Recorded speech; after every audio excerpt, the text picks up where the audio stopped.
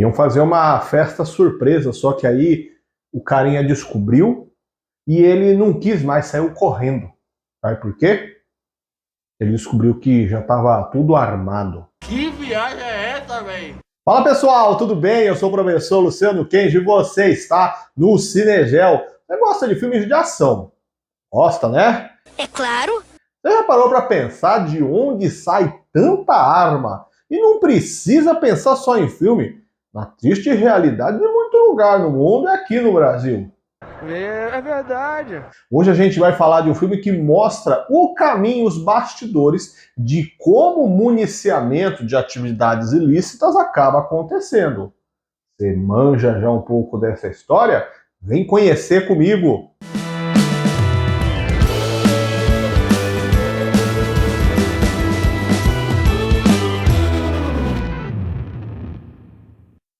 O Senhor das Armas, Lord of War, filme de 2005, dirigido por Andrew Niccol, protagonizado por Nicolas Cage.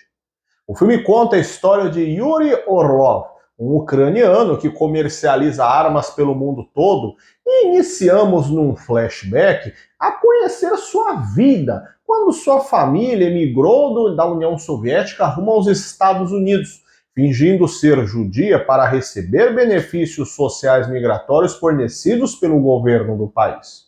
Eles montam um restaurante, mas o jovem Yuri percebe que a realidade dominada pelo crime local torna a região violenta e lhe traz fascínio pela aparente vida de poder e dinheiro que os líderes do crime possuem. Através dos contatos certos, Yuri começa a se aproximar de traficantes de armas que, em um misto de descrença com desconfiança, visto a ousada tentativa de um novato querendo esse tipo de contato, acabam ainda formando um inicial contato, começando então o seu processo de inserção na vida de vendedor de armas. Ele começa em passos ainda pequenos, vendendo para grupos que estão envolvidos na Guerra do Líbano de 1982 e para narcotraficantes na Colômbia. Episódio este que acaba inserindo ele como usuário de cocaína, pois alguns pagam as armas com drogas e não com dinheiro, o que a princípio criou uma antipatia de Yuri pela prática, mas depois o inicia no vício. Ele passa os anos 1980 como um pequeno vendedor, porém já procurado pela Interpol, mas seu nome se torna grande com um episódio geopolítico que lhe traz um novo trunfo: o desmembramento da União Soviética. Isso porque a criação de novos países faz com que várias armas, munição e até tanques do exército soviético sejam comprados por Orlov para revender neste mercadão ilegal, além da eclosão de um novo mercado consumidor, pois apesar da União Soviética se desmembrar e aparentemente se colocar paz nos atritos locais, há a eclosão de movimentos separatistas locais, o que só piora a situação de pacificidade e cria grandes consumidores em potencial de armamento.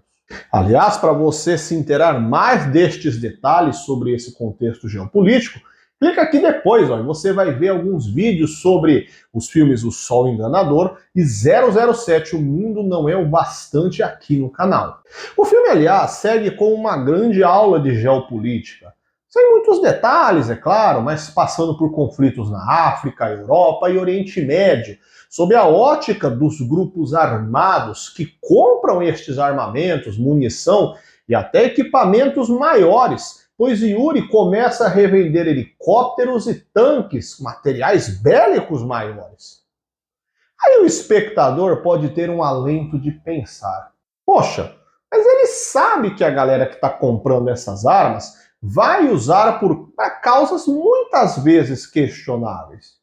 E por várias vezes o personagem de Yuri irá fazer reflexões sobre sua vida com a constatação de que os negócios legais não dão dinheiro, ou que a culpa das pessoas teoricamente ruins serem bem-sucedidas é da incompetência das teoricamente boas.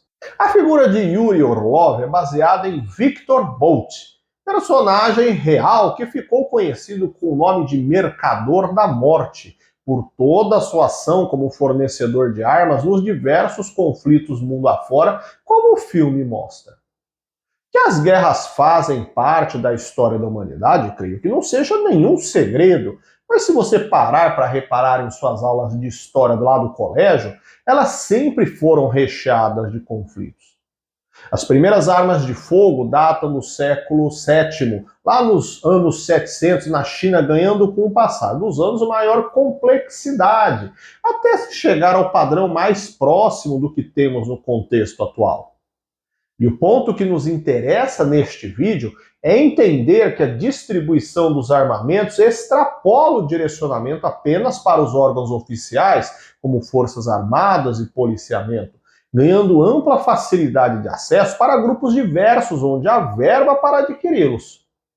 As potências econômicas e tradicionais protagonistas da aula de história com grandes guerras são os países onde estão as principais produtoras do setor bélico. O curioso ao analisarmos este dado é que mesmo estes países não estando em conflitos em seus territórios atualmente, continuam sendo os principais produtores e ganhando muito dinheiro com isso. Agora, ao vermos os principais países que consomem armamentos, nós percebemos uma nítida diferença nos mapas, pois são os países periféricos do contexto geopolítico internacional que são os grandes consumidores.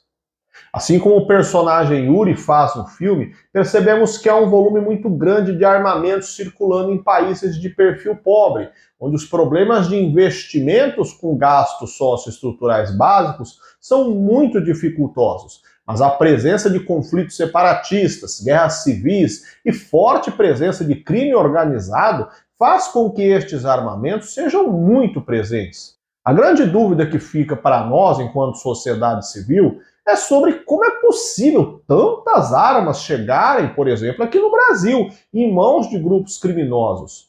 E essa pergunta é respondida no filme, mostrando como trata-se de um problema muito difícil de se solucionar, vista a quantidade de dinheiro que movimenta e as pessoas que estão envolvidas no esquema de forma ilícita.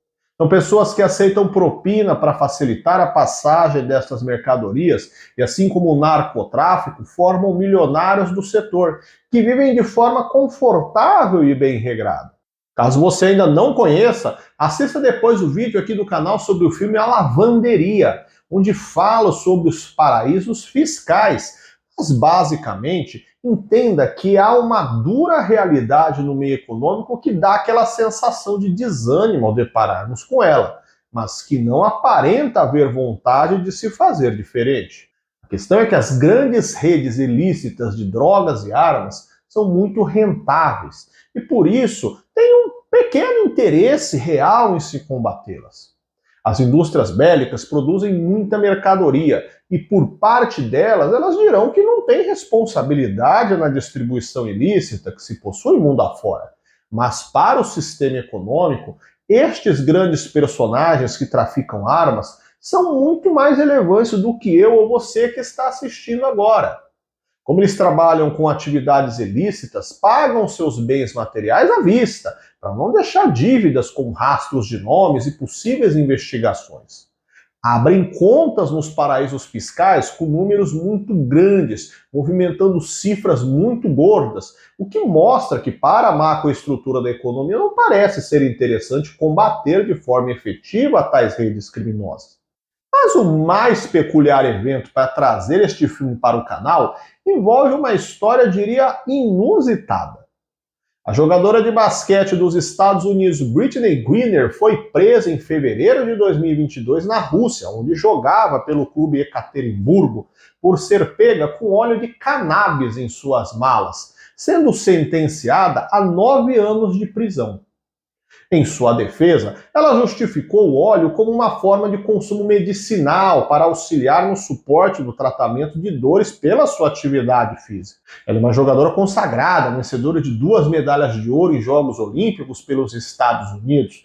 E a sua história se liga com a do filme porque o presidente dos Estados Unidos, Joe Biden, e sua cúpula política tentaram negociar a soltura de Britney com o perdão da pena e em negociações com o presidente russo Vladimir Putin, em dezembro de 2022, conseguiu efetivar uma troca de presos entre os dos governos dos dois países, concedendo-se a liberdade para Britney em troca de Victor Bout. Sim, o homem que inspirou este filme. E após anos conseguindo escapar da prisão, foi pego pela polícia da Tailândia em 2008 numa operação da Interpol junto com a polícia dos Estados Unidos. Bout foi condenado a 25 anos de prisão, que cumpria sob custódia dos Estados Unidos, e agora foi devolvido à Rússia como cidadão liberto em troca da atleta Britney Griner.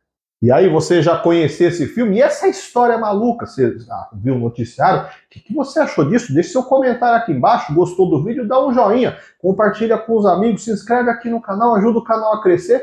Eu te espero no próximo vídeo. Até mais. Tchau, tchau.